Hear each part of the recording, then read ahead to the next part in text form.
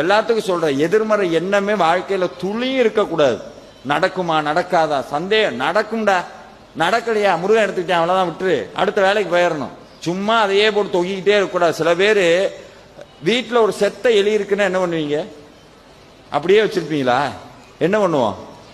தூக்கி போட்டுருவோம். ஒருத்தன் வீட்டுக்கு வந்திருக்கான், எலி செத்து போச்சு, செண்டு அடிச்சிருக்காங்க வீட்டை சுத்தி, எங்க கிடக்குன்னு தெரியல, செண்டு அடிச்சிருக்காங்க நல்லா படபட படபடன்னு. வீட்டுக்கு வந்து உட்கார்ந்துருக்காங்க. ஒரு அரை மணி நேரம் கழிச்சுன்னு உட்கார முடியல அவங்கனால. ஏன்? நாத்தடிக்க ஆரம்பிச்சிருச்சு.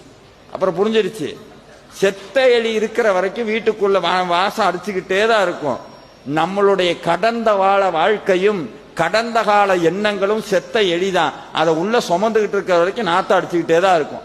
எப்ப தூக்கி அப்படி வீசுறமோ அப்பவே வாழ்க்கை சந்தோஷமா இருக்கும். சில பேர் அதை நான் அப்பவே அப்படி இருந்திருந்தா நல்லா இருந்திருப்பேன், அப்பவே அப்படி இருந்தா நான் அப்பவே அதான் படிக்கல, அதான் போகல, அது என்ன அப்பவே அப்பவே அப்பவே இப்ப இருக்கணும். அதுக்கு என்ன பண்ணணும்? அப்ப நம்மளுக்கு தெரியுது நம்ம கண்ட்ரோல்ல நம்ம இல்ல, மனசு எங்கேயோ போயிடுச்சு அப்படின்னு. அப்ப அதை பிடிச்சி இழுக்கணும்னா ஒரு கயிறு இருந்தா பத்தாது. இந்த மாடு பார்த்திருக்கீங்களா? மூக்கணாங்கயிறு போட்டு ஜல்லிக்கட்டு மாடு ஓடும் போது பிடிச்சிங்கன்னா என்ன ஆகும்? உங்களை சேர்த்து இழுத்துக்கிட்டு போயிடும். ஆனா என்ன பண்ணணும்? போற மாதிரி போய் அது போற வரைக்கும் அப்படியே கைத்தை பிடிச்சி அது கூடயே போய் ஸ்லோவாகும் போது.